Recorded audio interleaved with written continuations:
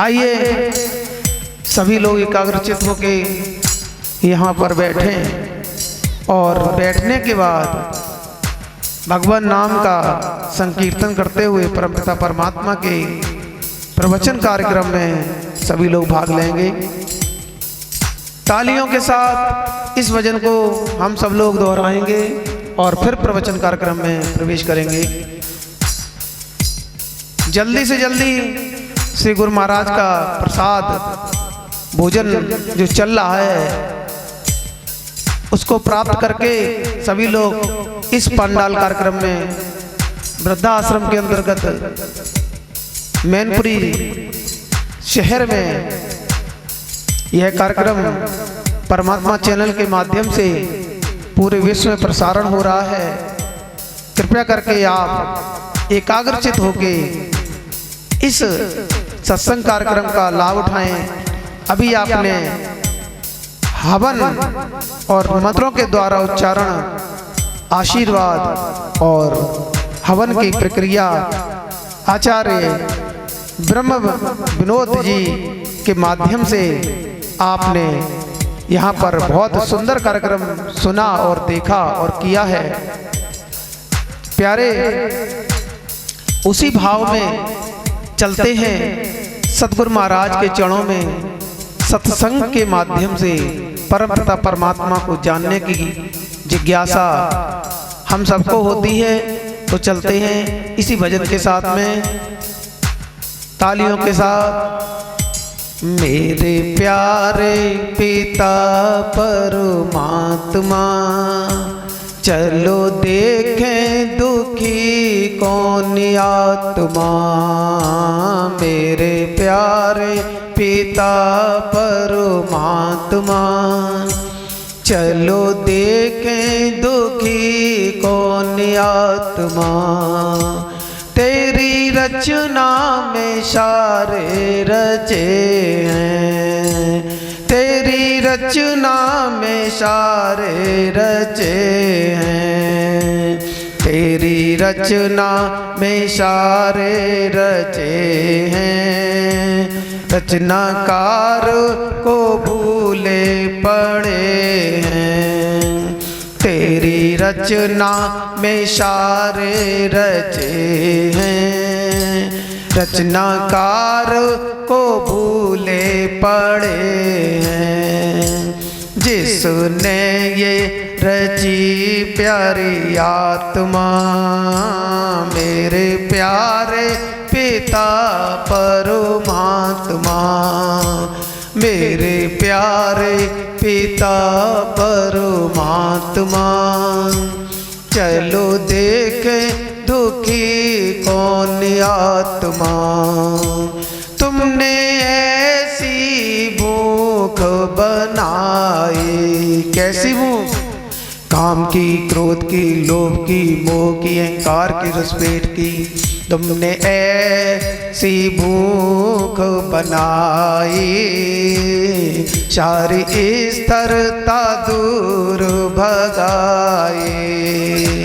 भूख मिटाने में सारे लगे हैं, परम आत्मा को भूले पड़े हैं।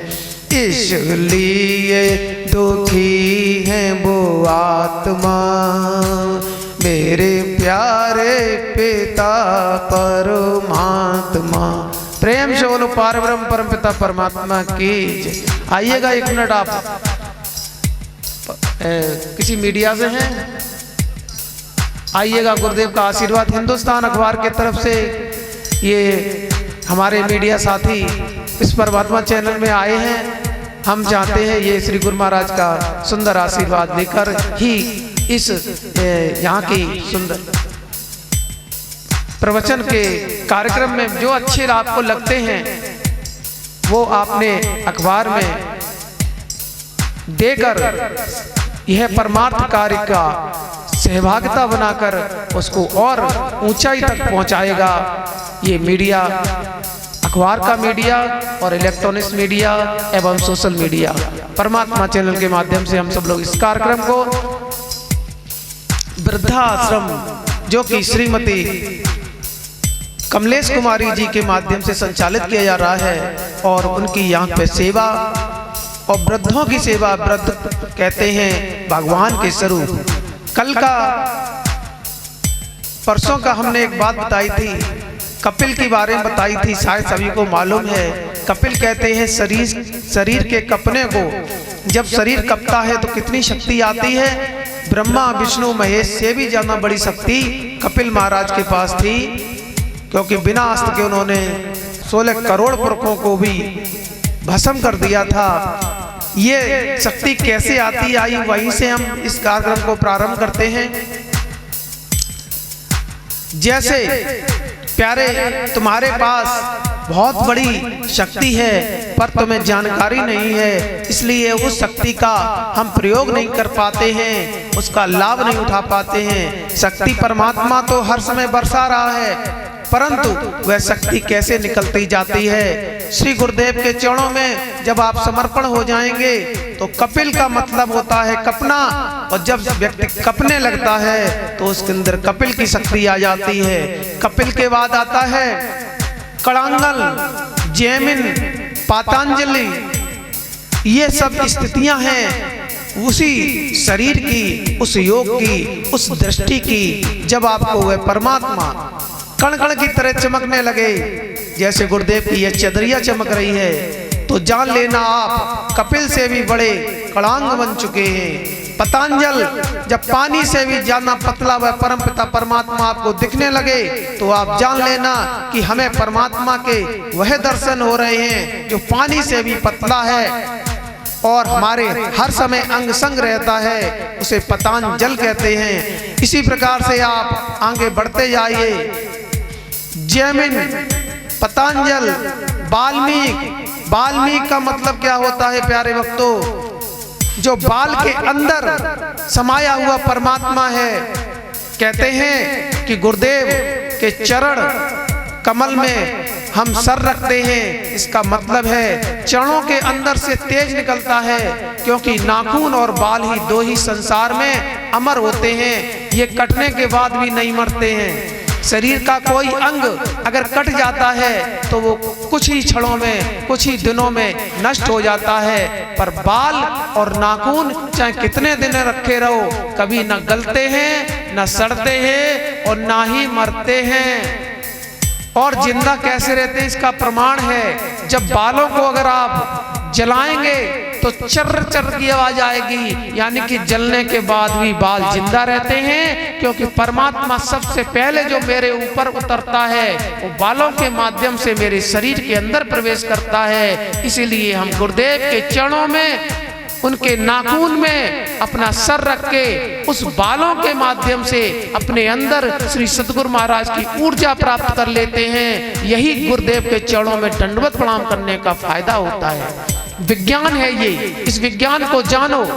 आप लोग अध्यात्म सत्संग सुन रहे हैं, जो कि हमारे श्री गुरु महाराज आध्यात्मिक महाविद्यालय सतगुरु धाम करणपुर, जिला मैनपुरी, उत्तर प्रदेश, भारत के अंदर स्थापित है, जो कि परमपिता परमात्मा के चैनल के माध्यम से विश्व के कण कण में पहुंच रहा है। और यहाँ पर आई हुई आत्माएं, जीवात्माएं एवं यहाँ पर आई हुई पब्लिक सबके सौभाग्य है जो इस चैनल के माध्यम से आपको यह सत्संग यहाँ पर और पूरे विश्व में सुनाई पड़ रहा है, पूरे विश्व में दिखाई पड़ रहा है। यहाँ पर हमारे सौभाग्य हैं, हमारी वृद्ध जो हमारे माता पिता जैसे पूर्वज के तुल्य हमें सेवा करने का यह सौभाग्य मिला है, जिनकी यह सेवा कहते हैं आपके पास जो हो वह दान करिएगा, दान दिए धन ना गठे, कह गए दास कबीर। कहने का मतलब क्या है कि आपको दान करना चाहिए। अगर किसी की फलों की बगिया है तो वह फल लेके गुरुदेव के चरणों में चढ़ाए, जिससे कि वह फल